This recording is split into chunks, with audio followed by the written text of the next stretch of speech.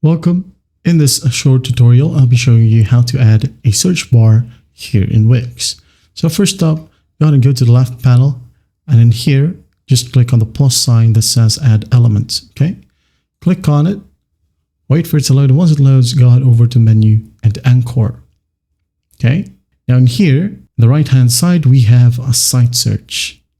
Okay, and as you can see here at the very bottom, we have the Wix site search. Just click on the plus sign to add it to your site. Wait for it to load.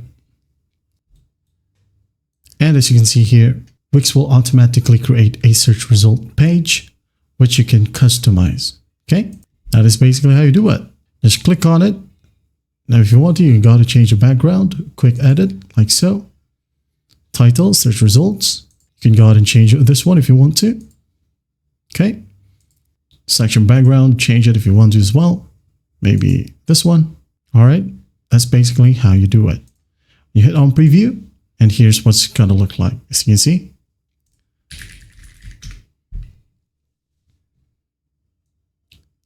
That's basically how you add search bar here in Wix. As you can see here, as you might have noticed, we have a search bar here as well at the top.